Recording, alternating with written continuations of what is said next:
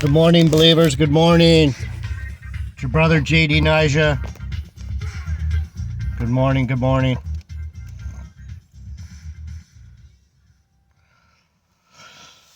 All right. Hey, good to see you all. Hope you're all doing well. Blessed. I'm at the park. This is a good place to do messages. It's unless of course a tree falls on my truck. I just thought about that. We got some pretty good rain last night. Beautiful.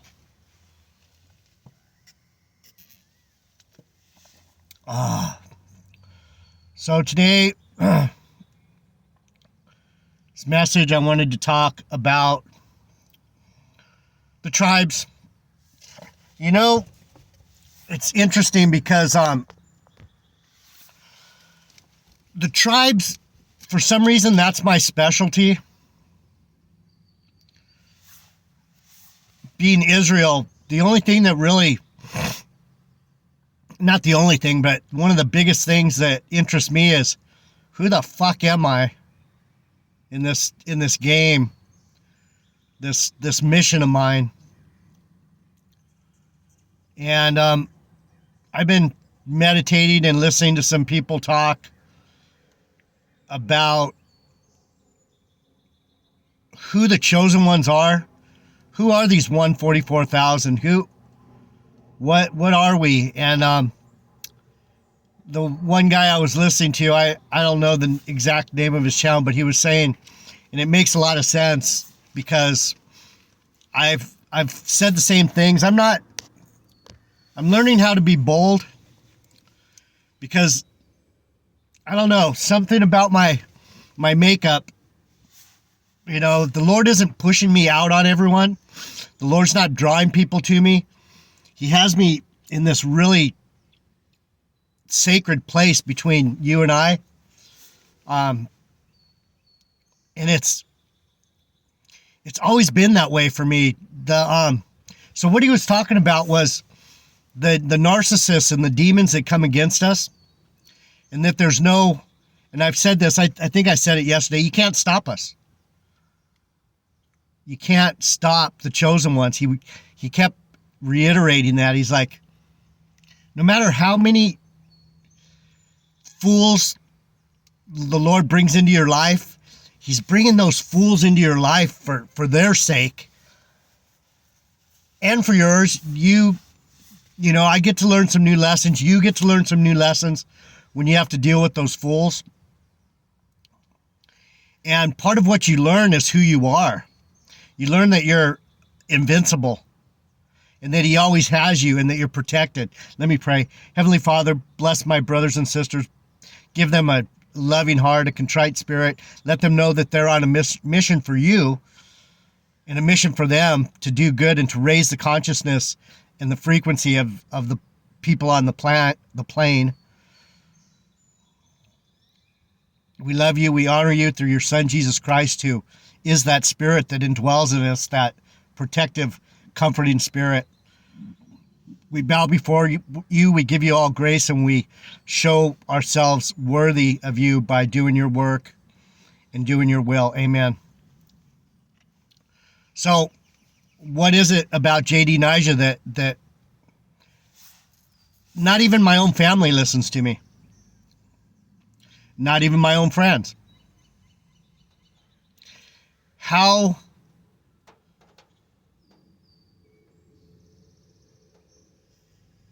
can I be so hidden? That's the biggest question for me right now. Is maybe I'm not. I don't know. I'm not gonna speculate on why that is. Why do you feel strange about sharing my messages? What is it about me that is makes you embarrassed?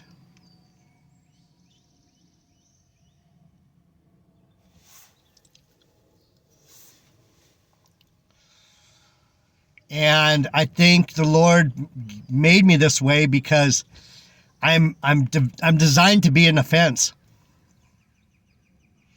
even though there's nothing really offensive about me that I can tell. When I really think about it, I've been very kind to people, and all I expected was to be treated the way I treated them. And I'm sure some of you go through that same thing. You're like, why is it? I think my roommate said something about that in one of his videos, how people just always treated him different. But that being said, know for yourself that if you're having a hard time giving me to other people, that might be the Lord just telling you, people don't need to know who we are yet. And so we're working in this really small, we're specialists. You know, you don't go to a foot doctor for someone to work on your eye. You don't go to a physical therapist to have your kidney replaced. We're doing work that's very specialized, and I'm not even sure exactly what it means, the things that I'm teaching. But to you people that are actually listening and interested, going, okay, well, I don't know what it means, but it's the Bible, and I think J.D. Nyjah is saying something. What am I getting out of this? And I ask myself that sometimes too. What am I learning about God? And the interesting part for me is that as time goes on, these things get revealed, and it's, what would you say? It seems low, like low and slow, but in the end, that whatever he's given me, this ability to understand things that other people don't even care about. There's something about me that I was probably a scribe or or someone who was on the sidelines writing, copying. And so what I have is the ability to know the words, and so Word of Truth fits my channel. But anyway, let's get into some study. So yesterday we were talking about, and I wanted to go into this, and I'm probably gonna wait till the next video to do it, if I can get through this quick enough, and we can move to the next thing. We've been talking a lot about Rachel, and Rachel being the regeneration of Mary, Mother Mary, the mother of Jesus. And you know, I always took her as a secondary character, but I'm realizing now that when I went to apologize to the Mother Mary, 20 years ago, the Lord told me to go apologize because I was talking down on her. And when I went to apologize, I told her, I'm so sorry that I didn't recognize you as the vessel of my Lord. And I'm so sorry that I dismissed you and degraded you.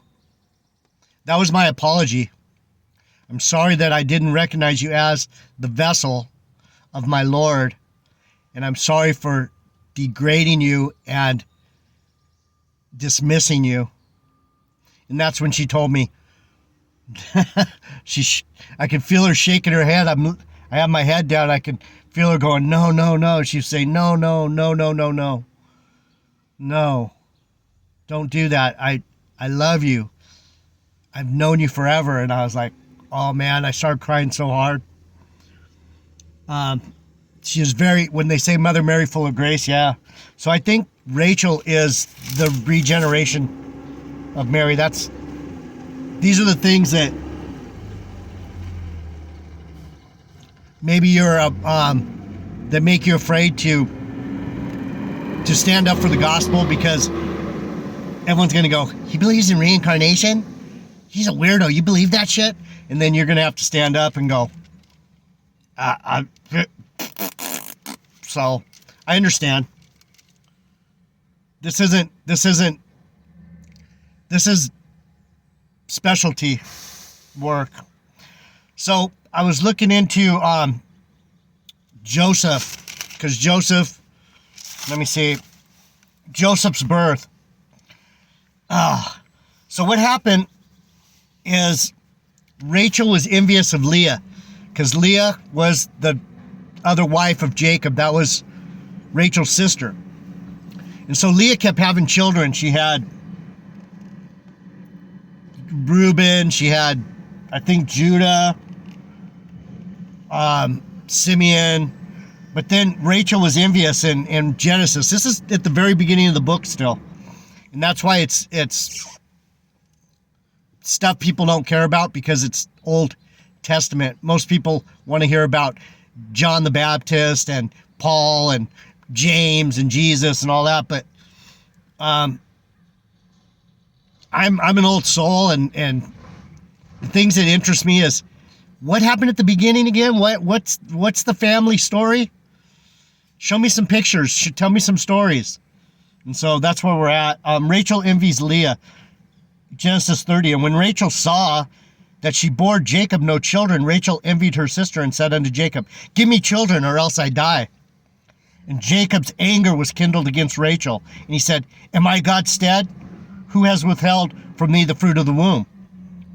It's not my fault. God's the one that's doing it, not me. You see me, I'm pounding you every other night. I don't know what's going on. I love fucking you. And she said, behold, my maid Bilhah, go into her. So he gives Jacob Bilhah. Bilhah gives birth to Dan. Of course, the trash truck's here. And then after that, she still couldn't have children. So she had, and Rachel said, with a great wrestling have I wrestled with my sister, and I have prevailed. And she called his name Naphtali. So Bilhah, he gave her Bilhah again, and that's how Naphtali was born.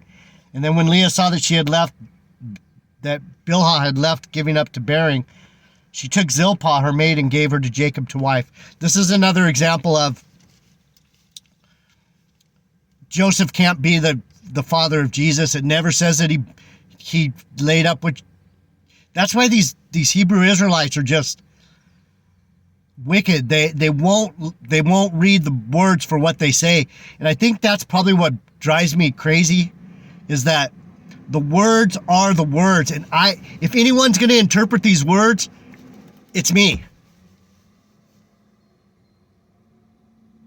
And so I don't mind people being afraid to say, yeah, I believe what J.D. Nija says, because I'm the top of the heap.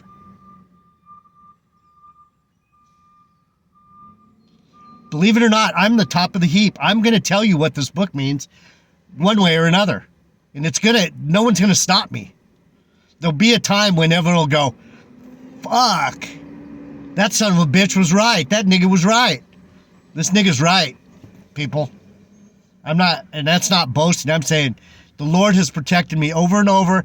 I've stepped in the worst relationships. He's had me trap these narcissists like you wouldn't believe. These devils, they're not getting away. I gave everything I could to bring these devils around. If they get away, it's because of me. It's because between me and my Lord, we're going to give them fucking mercy, even though they did all that wicked shit to me. Anyhow, let me continue. And he gave her to wife. Joseph was never married till after. They never knew her until after Jesus was born. She wasn't his wife. They were espoused. You dumb fucking GMS lying fucking pricks. Sick of you fuckers, man. Every time I think about this, I get so pissed. Because they're lying, stupid. Even that fucking spiritual life lessons, that punk talking back to my roommate when he's trying to set him straight. Ugh.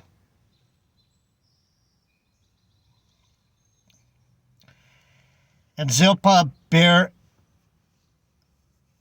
a troop cometh, and she called his name Gad. So all these were of Rachel's heart. Rachel's going, I want to give something to my husband. These are my children. These are my children to Jacob. I'm giving my handmaids to my husband because I want to be part of this. That's my handmaid. That's my handmaid. That's my handmaid. Hubby, give me some children. Those are Rachel's children. There's only two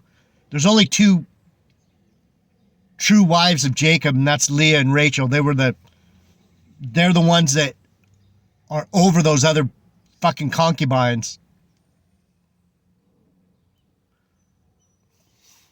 And that's what we have to look at. They were wives, but they were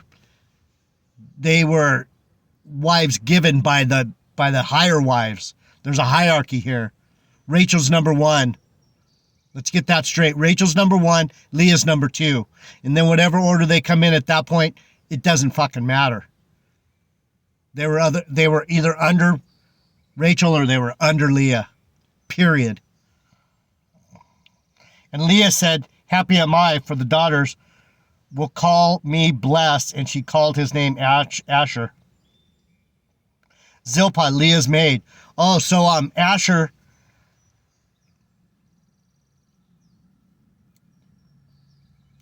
Leah and Rachel were having a baby contest, right?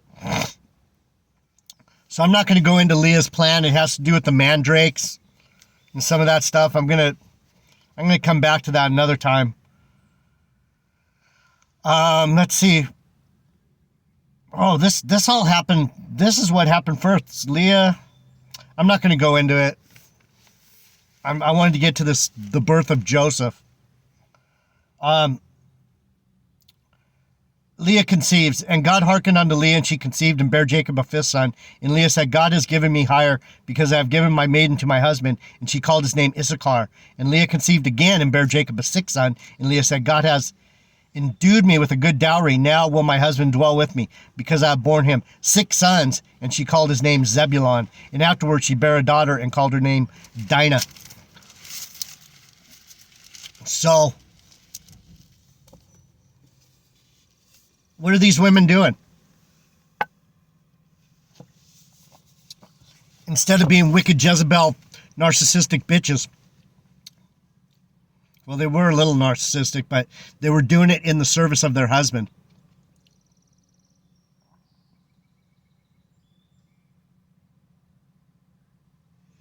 Seems like so long ago. Seems like yesterday, but it seems like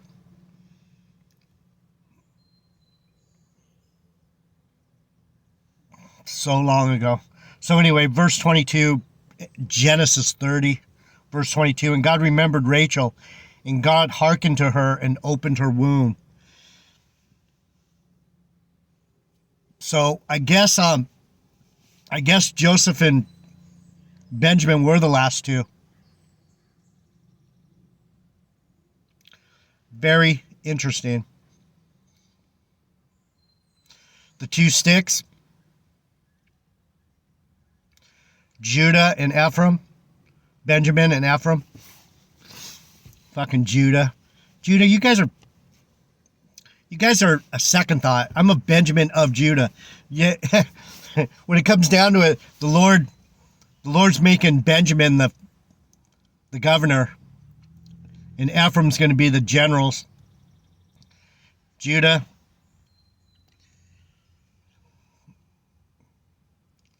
you're going to have to sit down. You'll be kings, but you're going to be, from what I can tell, you guys are like a president. You don't really do anything. You just sit there and look good and keep your mouth shut because you talk too much. You're going to probably be, like I said, you guys are going to be shut up. You're going to be like a totem. It's just my opinion. Lord, strike me if I'm wrong. And God remembered Rachel, and God hearkened to her and opened her womb, and she conceived and bare a son, and said, God has taken away my reproach. And she called his name Joseph, which means add. He adds. The Lord shall add to me another son. Oh.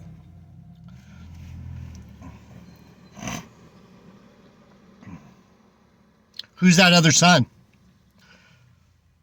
They're already talking about Benjamin, and he hasn't even been born yet.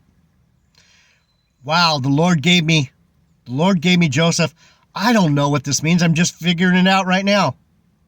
I've been looking at it forever, but now I'm looking at it with new eyes. So that's why the midwife told Rachel, you'll have this son also. So all that shit Rachel went through, all that wrestling, all that fighting with her sister, the Lord finally blessed her. And the God remembered Rachel, and God hearkened to her. He heard Rachel.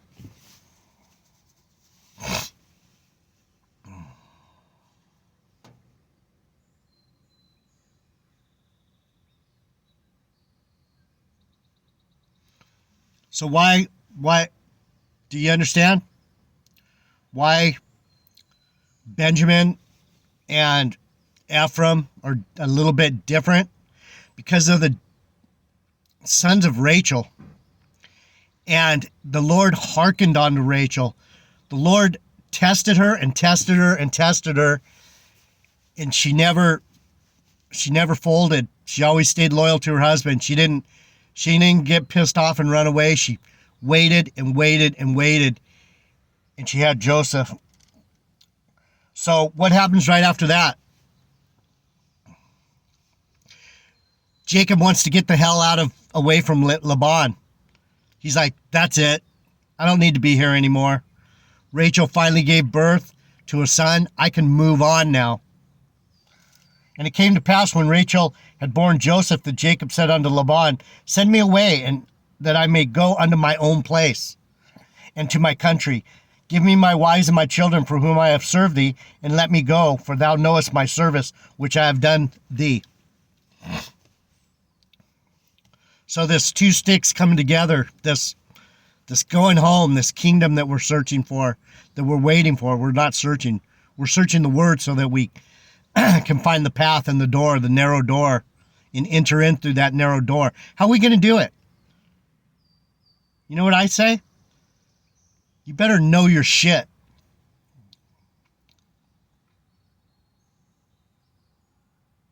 You better know it deep in your heart. Or you better know it in your mind. The Lord's going to have to give it to you. Because I'll tell you what, even me, why do I work so hard? Because I'm on a thin line, baby.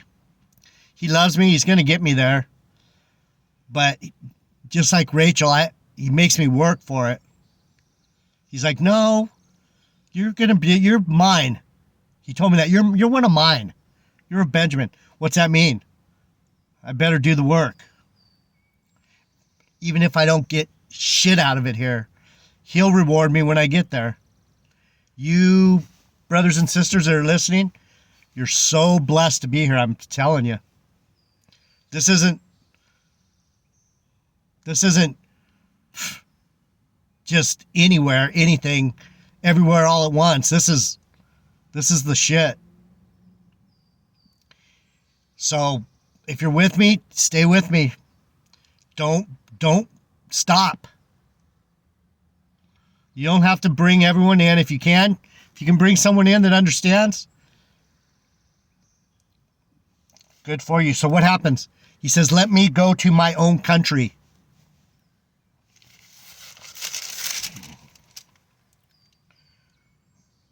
I have learned by experience that the Lord has blessed me for your sake. And he said, appoint me thy wages, and I will give it. And he said unto him, thou knowest I have served thee, and how the cattle was with me. And he goes on claiming his truth. Let me get out of here. Jacob prospers. He He prospers in every way. That's what I was saying at the beginning of the video. See what I got. I'm done already. God, 25 minutes. Some people can really say a lot in 25 minutes. It takes me 25 minutes to say nothing. I guess there's things that are coming out. So I'll be back. We're going to talk a little bit more about Joseph, Rachel, Jacob, Israel, and Benjamin. The family. We're going to talk about the family. All praises, honor, and glory to the Most High. I'm going to read faster and get to the point here in the next video so that we can, so maybe on the third one I can go back to Benjamin in the cup. JD Niger, word of truth. Thanks for putting up with, blah, blah, blah, blah. I'll be back.